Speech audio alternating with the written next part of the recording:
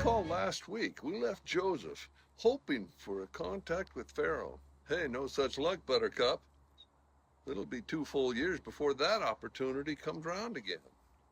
Now I'm calling this week's story, What's the Deal with Joseph? Busting a move into Pharaoh's palace. So right off the bat, well, Pharaoh's snoozing and having a horrible dream. He's walking by the banks of the Nile River, where he sees 7 well-fed, beautiful cows come out of the water, and these cows are grazing peacefully. But the peace is shattered when 7 scrawny, ugly cows come out of the river, and they start eating the healthy ones. Yet they remain just as scrawny as before. Well, Pharaoh wakes up sweating. What was that all about? Eventually he falls back to sleep, and he dreams a second time. This time he sees 7 healthy heads of grain growing on a single stalk. But he also sees 7 heads of grain that are thin and scorched by the harsh east wind.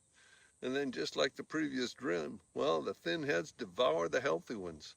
And once again, Pharaoh wakes up filled with confusion and apprehension, and his mind is even more agitated than ever. I'm reading now from Genesis 41, 8 through 12. In the morning, his mind was troubled. So he sent for his magicians and the wise men of Egypt.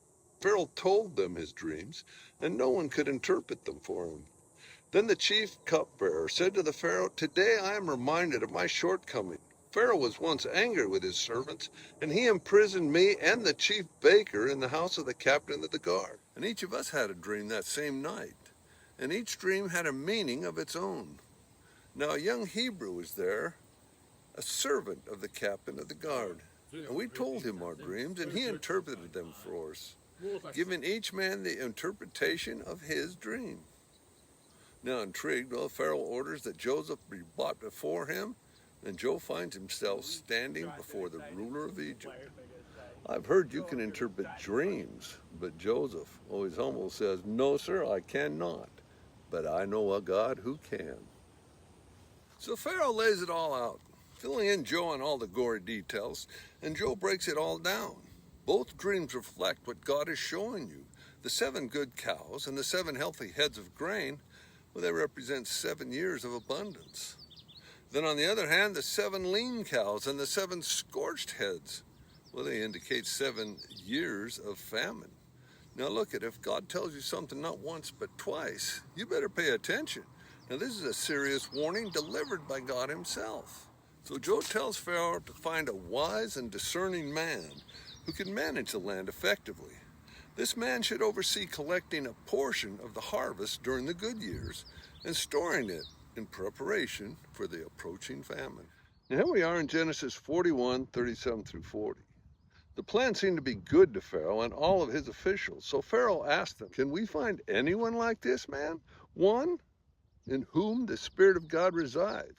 Then Pharaoh, well, he said to Joseph, "Since God has made all this known to you, there's no one so discerning and wise as you. You shall be in charge of my palace, and all my people will submit to your orders. Only with respect to the throne will I be greater than you." Now, during the next 7 years, Egypt experiences unprecedented agricultural success.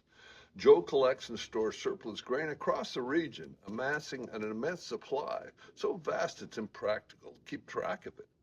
As the years of abundance come to an end, well, the famine begins, and while other lands succumb to the crisis, Egypt remains fortified with food reserves. When the hunger spreads, Egyptians turn to Pharaoh for help. He sends them to Joseph.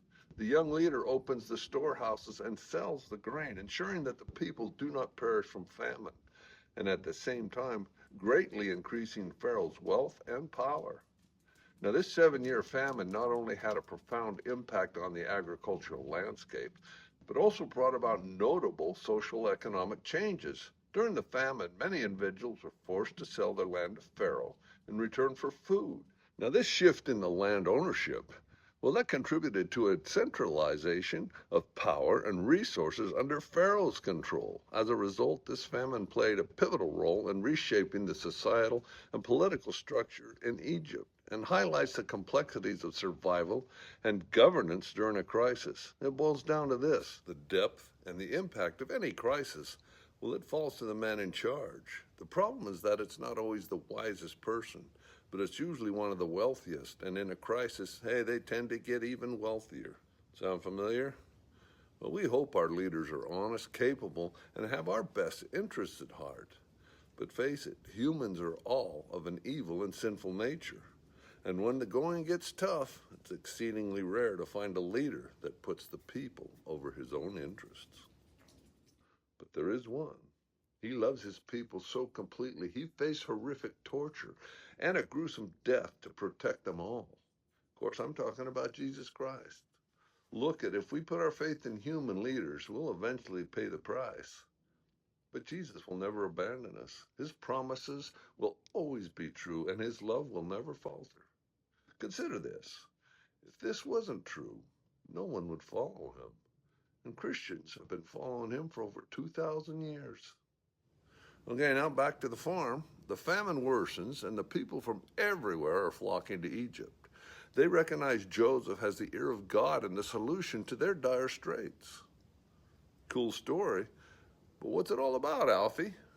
First off, we learn vital lessons about leadership, foresight, and the importance of preparation. The story stresses how wisdom and humility can lead to great responsibilities, and how guidance and insight can help not just one, but many. And more importantly, it underscores the idea that challenges, and yes, even hard times, can lead to opportunities for growth and leadership, particularly if you're firmly rooted in faith and trust in God. But hold on now. Check out Luke 12:48. From everyone who has been given much, much will be demanded. And from the one who has been entrusted with much, much more will be asked. So you see, these gifts from God, well, they're not to be taken lightly. It's not about you. God expects you to use your gifts and talents to help others. Now, in the chapters to come, this global disaster leading to an amazing reunion with Joseph's family. You know, the same brothers who sold him into slavery. And without knowing it, they will face the younger brother they once hated. And he'll teach them several real tough lessons. But for now, in the words of Porky Pig, that's all, folks. See you next week.